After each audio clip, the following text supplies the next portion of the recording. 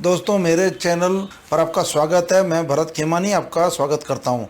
आज हम कुछ पैसे बचाने यानी कि सेविंग्स के ये या यूं कहिए कि आपका बैंक बैलेंस बढ़ाने के अलग अलग तरीके सीखने वाले हैं। ये वीडियो देखने के बाद आपके बहुत सारे पैसे बचने वाले हैं। हम सभी लोग पैसे सेव करना चाहते हैं, लेकिन जब पैसे नहीं बचते या नहीं बचा सकते तो हम उसका दोष अपनी रिस्पॉन्सिबिलिटीज़ या कम इनकम को देकर अपने उन्हीं हालत के साथ जीना एडजस्ट कर लेते हैं जो हमने खुद उनकी आदत डाली हुई है।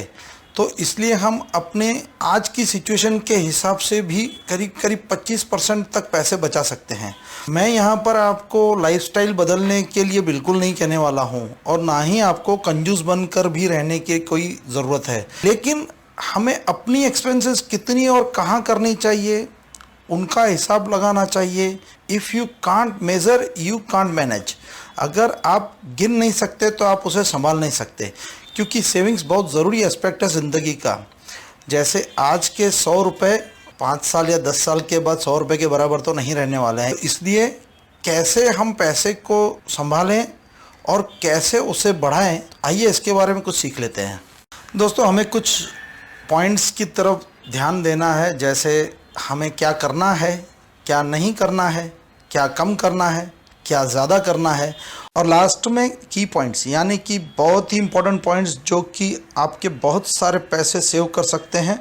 तो चलिए दोस्तों, शुरू करते हैं कि हमें क्या करना चाहिए।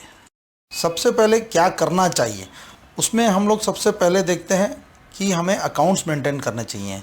आपने जो भी एक्सपेंसेस हैं उनके अकाउंट्स रखिए, जिससे क्या होगा कि आपको अपने कहाँ कहाँ खर्च किया है इस बात का पता चलेगा और आपका कौन सी आइटम पर ज़्यादा खर्च हो रहा है, कौन सी आइटम पर कम खर्च हो रहा है, इसका बराबर आपको अंदाज़ मिलेगा और आने वाले टाइम में उस एक्सपेंस पर आप कंट्रोल कर सकते हैं।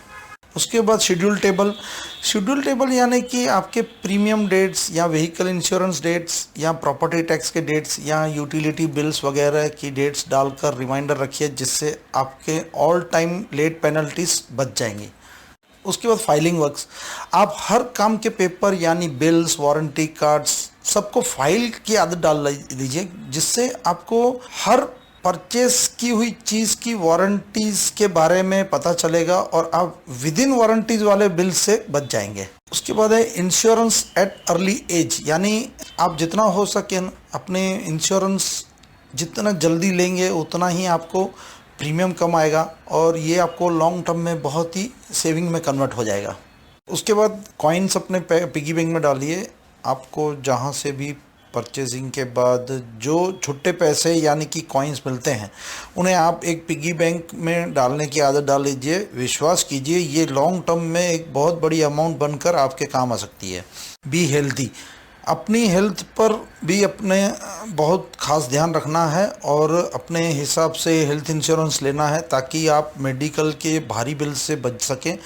ऐसा ना हो कि पैसे के लिए हेल्थ बिगाड़ो और फिर हेल्थ के लिए पैसा बिगाड़ो। और अपनी हेल्थ को कंट्रोल में रखने के लिए अपने वेट को कंट्रोल में रखना बहुत ज़रूरी है और वेट को कैसे कंट्रोल में रखना है उसकी वीडियो भी मैंने बनाया हुआ है, जिसकी लिंक आपको ऊपर आई बटन में और नीचे डिस्क्रिप्शन में मिल जाएगी। चेक इंटरेस्ट रेट्स, आपने क्या करना है, जो करंट इंटरेस्ट रेट्स हैं जैसे कि होम लोन्स है, तो होम लोन्स में अगर इंटरेस्ट रेट बढ़ जाते हैं जैसे हम टीवी में देखते हैं, तो आपने बैंक में एप्लीकेशन करनी है कि मेरा इंटरेस्ट रेट कम कर दो, वरना बैंक अपने आप कभी भी इंटरेस्ट रेट कम नहीं करते हैं। तो इस बात का ध्यान रखना है। दूसरा, एफडीज़ पर अगर इंटरेस्ट रेट बढ़ता है तो वो आप पुरानी एफडीज़ को आप कन्वर्ट करके नए इंटरेस्ट रेट में कन्वर्ट कर दीजिए। इसी तरह से आप पैसा बचा और बढ़ा दोनों सकते हैं। स्पेंड आफ्टर सेविंग, दोस्तों ये काफ़ी इफ़ेक्टिव तरीका है और एडवाइजेबल भी है कि आप जितना हो सके पहले सेव करें उसके बाद खर्च करें, ना कि पहले खर्च करने के बाद सेव करें। ऐसा करने से आपके एक्सपेंसेस पर भी बहुत कंट्रोल होगा और ये सब आप अपने एक्सपेंसेस जैसे कि यूटिलिटी बिल्स, ईएमआईज, रिन्यूअल्स, इन सब का एस्टीमेट करके बाकी पैसा बचाते रहेंगे तो आप आगे चलकर अपने सेव किए हुए पैसे खर्च करेंगे। तो इस तरह से आप अपने लोन्स वगैरह से बच सकते हैं। शॉपिंग इंक्वायरी, आपको जो कुछ भी खरीदना है तो जल्दबाजी में न खरीदें, उससे आपको उसी चीज़ के ज़्यादा रेट देने पड़ सकते हैं। इसके बदले में आप क्या करें कि जो भी आइटम आपको ख़रीदनी है उसके बारे में आप ऑनलाइन या 2-3 जगह से उसके रेट के बारे में इंक्वायरी कर सकते हैं। ऐसा करने से आपके बहुत सारे पैसे हमेशा बचते रहेंगे। दोस्तों ये सब था कि हमें क्या करना चाहिए। अब ज़रा हमें क्या नहीं करना चाहिए उस पर भी नज़र डालते हैं। क्या नहीं करने में सबसे पहले है लोन्स, कि जितना हो सके आप लोन मत लीजिए। जैसे मैंने पहले बताया कि पहले सेविंग कीजिए और बाद में खर्च कीजिए, और पर्सनल लोन को तो टाटा बाय बाय कर दीजिए, क्योंकि ऐसा करने से आपका बहुत सारा पैसा बचेगा और आप अपनी बहुत अच्छी लाइफस्टाइल मेंटेन कर सकते हैं। उसके बाद क्रेडिट कार्ड्स। दोस्तों क्रेडिट कार्ड्स का उपयोग करने से जब पेमेंट करने में हम थोड़ा लेट हो जाते हैं तो कितना सारा इंटरेस्ट भरना पड़ता है, और वही चीज़ जो हमने क्रेडिट कार्ड से ख़रीदी है वो कितनी महंगी पड़ती है, इसका अगर अंदाज़ा आपको लग जाएगा तो आप ज़रूर क्रेडिट कार्ड का उपयोग करना छोड़ देंगे। Leave bad habits. ख़राब आदतें जैसे कि स्मोकिंग, अल्कोहल को तो छोड़ ही देना है, क्योंकि उससे आपकी income, expense, health, progress, family members पर सब तरह से बुरा असर पड़ता है और पूरा आपकी लाइफ का ग्राफ ही डाउन चला जाता है। तो इसे तो बिल्कुल अपनी लाइफ से दूर कर दें। Comparison with others. अपनी तुलना दूसरों से बिल्कुल नहीं करें। जैसे उसने महंगा मोबाइल लिया है, मुझे उससे भी महंगा मोबाइल लेना है, या उसकी गाड़ी से मेरी गाड़ी बड़ी होनी चाहिए। इन सब बातों से आपके एक्सपेंसेस आउट ऑफ कंट्रोल हो जाते हैं और आपकी सेविंग्स बिल्कुल नहीं हो पाती, और फिर आप लोन लेने पर मजबूर हो जाते हैं। तो कंपैरिजन से आप ज़रूर बचें। Purchase extra things. हमारे पास जब थोड़ा ज़्यादा पैसा आ जाता है तो हम बहुत सारी एक्स्ट्रा शॉपिंग कर लेते हैं। जैसे कपड़े, शूज़, वॉचेस जैसे कई चीज़ें हैं जिसके हमें ज़रूरत भी नहीं होती है, तो भी हमारे पास थोड़ा ज़्यादा पैसा होने से हम उन्हें सब खरीद लेते हैं और फिर वो अपने वार्डरोब में ऐसे ही पड़े रहते हैं। तो उसके बदले हम वो पैसे सेव कर लेने चाहिए, और ऐसा करके हम अपने एक्सपेंसेस के करीब करीब 20% तक बचा सकते हैं। दोस्तों ये देख लिया हमने कि हमें क्या नहीं करना चाहिए। अब ये देखते हैं कि क्या हमें कम करना चाहिए। ट्रैवलिंग। ये ट्रैवलिंग में भी अगर देखा जाए तो कभी कभी हम ज़्यादा खर्च कर देते हैं। जैसे अगर हम फ़्लाइट के बदले ट्रेन से जा सकते हैं, या कार के बदले ट्रेन से या बस से जा सकते हैं, तो बहुत सारा हम पैसा बचा सकते हैं। Retail shopping. आप अगर हिसाब लगाकर महीने भर की शॉपिंग एक साथ करें कि जो हम एक एक चीज़ छोटी छोटी पैकिंग्स में बार बार वही चीज़ खरीदते हैं, तो कंपैरेटिवली हमें बहुत महंगा पड़ता है, और ऐसा करके हम अच्छा खासा पैसा बचा सकते हैं। Outside food. बाहर का खाना जितना हो सके अवॉइड करें, उससे आपका पैसा और हेल्थ दोनों ख़राब होता है, और ये एक्सपेंसेस भी आपकी सेविंग्स को डिस्टर्ब करते हैं। New models. दोस्तों जब भी कोई नया मोबाइल बाज़ार में आता है, या कोई गाड़ी या कोई इलेक्ट्रॉनिक आइटम जब बाज़ार में इंट्रोड्यूस होती है, तो सबको उसे ख़रीदने की इच्छा होती है, लेकिन तब उसके रेट्स करीब 20% ज़्यादा होते हैं, और जैसे जैसे वो मॉडल थोड़ा सा पुराना होता है उसके रेट्स कम होने लगते हैं। तो आप अगर इन चीज़ों को थोड़ा रुक कर, मतलब थोड़ा टाइम इंतज़ार करके ख़रीदेंगे, तो आप अपना करीब 20% अमाउंट बचा सकते हैं। इससे आपको उस आइटम के रिव्यूज़ का भी पता चलेगा, और अगर वो चीज़ सही नहीं है तो आप उसे ख़रीदने का विचार कैंसिल भी कर सकते हैं। इस आदत से आपको लॉन्ग टर्म में बहुत बेनिफिट होगा। अलर्ट। आपको बिजली के बिल को भी कम करना है। जैसे आपको जितनी लाइट या फ़ैन की ज़रूरत हो उतनी लाइट या फ़ैन ऑन रखकर बाकी बंद करें, तो इससे आपके बिजली का बिल बहुत ही कम आएगा। आप अपने ट्रैवलिंग के टाइम पर व्हीकल्स को भी सिलेक्ट करने में पेट्रोल के एक्सपेंसेस कम कर सकते हैं। जैसे जहां कार की जगह टू व्हीलर, या जहां नज़दीक जाना हो तो टू व्हीलर की जगह पैदल या साइकिल का उपयोग करें। ऐसा करके पैसे भी बचा सकते हैं और हेल्थ भी इम्प्रूव कर सकते हैं। और आप मूवीज़ के बारे में भी ऐसे ही कर सकते हैं। जैसे कोई नई मूवी आती है तो उसके रेट ज़्यादा होते हैं, और वही मूवी अगर 1 या 2 हफ्ते में के बाद देखेंगे तो लगभग आधे रेट में देखने को मिलती है। तो ऐसा करके भी हम पैसे बचा सकते हैं। दोस्तों ये बातें हो गई कि हमें क्या कम करना है। अब हम देखते हैं हमें क्या ज़्यादा करना है। Invest immediately after saving. दोस्तों आपने सेविंग्स तो समझो कर ली, लेकिन जैसे ही आपको लगता है कि मैंने कुछ अमाउंट सेव किया है तो आपने उसे इमीडिएट इन्वेस्ट करना है, ना कि घर या बैंक के सेविंग्स अकाउंट में रखना है, बल्कि उसे या तो म्यूचुअल फंड में या तो फिक्स डिपॉजिट में इन्वेस्ट करना है। नहीं तो आपके पास रहेगा तो कहीं ना कहीं खर्च हो जाएगा। तो इस तरह से आप बैंक बैलेंस बढ़ा सकते हैं। Sharing transport. जितना हो सके उतना शेयरिंग में ट्रैवल कीजिए। जैसे अपनी 4 व्हीलर की जगह आप कैब कर सकते हैं, या अगर बस में ट्रैवल कर सकते हैं तो आपका ट्रैवलिंग का जो एक्सपेंस है बहुत ही कम हो जाएगा। अब आता है एक्स्ट्रा अर्निंग्स। जितना हो सके आपने अपनी अर्निंग्स बढ़ाने की कोशिश करनी है, क्योंकि अगर अर्निंग्स बढ़ेगी तो आपकी ऑटोमेटिकली सेविंग्स भी बढ़ती जाएगी। और अर्निंग्स कैसे बढ़ानी है तो उसके 21 तरीके हैं, जिसके बारे में मेरा सेपरेट वीडियो है। आपको उसकी लिंक ऊपर आई बटन में और नीचे डिस्क्रिप्शन में मिल जाएगी।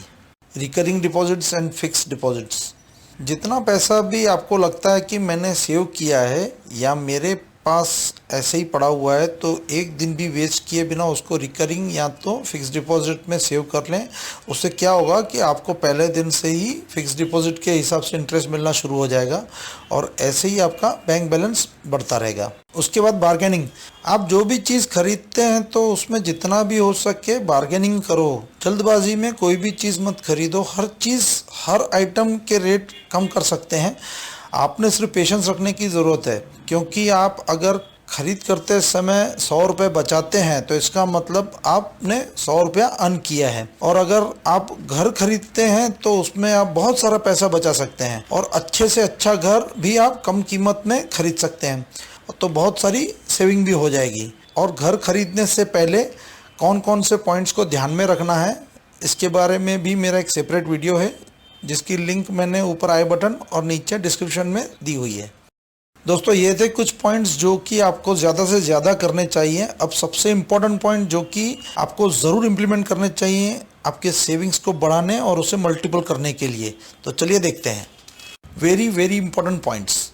FDs from savings. आप जितना भी अमाउंट आपके सेविंग अकाउंट में है उसमें बैंक के रूल्स के हिसाब से जो मिनिमम अमाउंट होता है उसे छोड़कर आप बाकी का पूरा अमाउंट हमेशा एफडी में कन्वर्ट कर लीजिए, ताकि उसकी सेविंग्स में तो इंटरेस्ट रेट मिलता है 3 से 4% और एफडीज में मिलता है 7 से 8%। तो आपको इंटरेस्ट रेट बहुत ज़्यादा मिलेगा और आपका अमाउंट बहुत फास्ट बढ़ेगा। ये प्रैक्टिस आपको लॉन्ग टर्म के लिए बहुत ही फ़ायदेमंद प्रूव होगी। Sales offers. आपने कई बार देखा होगा कि कितने ही बड़े बड़े स्टोर्स में 30% डिस्काउंट होता है, 40% डिस्काउंट होता है। वो आप ऐसे ऑफर्स के चक्कर में ना पड़ें और जितनी ज़रूरत है उतना ही खरीदें, तो इससे अपना पैसा बहुत बच सकता है। Be aware of fake rich people. आपको इस बात का बहुत ध्यान रखना पड़ेगा कि कौन कौन लोग आपके आसपास हैं जो सिर्फ दिखावा करते हैं, क्योंकि ऐसे लोगों से हमें जितना हो सके बचना पड़ेगा, क्योंकि इनकी देखा देखी के चक्कर में लोग अपना बजट बिगाड़ लेते हैं। कुछ लोग आपसे कहेंगे कि हम तो ये ब्रांड यूज़ करते हैं, और हम उनकी बातों में आकर बिना ज़रूरत के भी ऐसे महंगे ब्रांड्स में ज़्यादा पैसा खर्च कर देते हैं। तो हमें ऐसे लोगों से जो झूठा दिखावा करते हैं उनसे दूर रहना है। उसके बाद है पे कैश। जितना हो सके आप खरीद करके उसका पेमेंट कैश में कीजिए, क्योंकि अगर आप कैश पेमेंट्स अपने हाथों से करेंगे तो आपको पैसे की वैल्यू ज़्यादा समझ में आएगी। और अगर आप डिजिटल पेमेंट्स करते हैं तो आपको उसमें पैसे दिखाई देते नहीं हैं, ओनली नंबर्स दिखते हैं। तो कंपैरेटिवली आप डिजिटल पेमेंट्स में ज़्यादा खर्च करेंगे। एक्चुअली ये मेरी पर्सनल राय है, तो आप इस बात को भी कंसिडर कर सकते हैं। Invest in divisions. आप जब भी एफडी करते हैं या कहीं भी लॉन्ग टर्म इन्वेस्टमेंट करते हैं तो उसे आप डिविजन्स में इन्वेस्ट करें। जैसे अगर आपको 1 लाख की एफडी करनी है तो आप उसे 25-25 हज़ार की 4 एफडीज़ में रखें। उससे क्या होगा कि अगर आपको कुछ समय के बाद अगर कुछ पैसों की ज़रूरत पड़ गई तो आप उसमें से एक एफडी ब्रेक करके बैलेंस एफडीज़ को एज इट इज़ रख सकते हैं। इससे आपको प्री मैच्योर्ड एफडी ब्रेक करने से ज़्यादा लॉस भी नहीं होगा। तो दोस्तों, आज से ही अपने सेविंग्स शुरू कीजिए और अपने भविष्य को उज्जवल कीजिए। दोस्तों, अगर ये वीडियो आपको पसंद आया तो लाइक करें, शेयर करें। ये वीडियो आपको कैसा लगा उसके बारे में कमेंट ज़रूर करें, और अगर चैनल पर पहली बार आए हैं तो सब्सक्राइब करें और पास में बेल आइकन को भी दबाएं। तो फिर मिलेंगे आने वाली वीडियो में एक नए टॉपिक के साथ। तब तक के लिए thank you very much. Vande Mataram.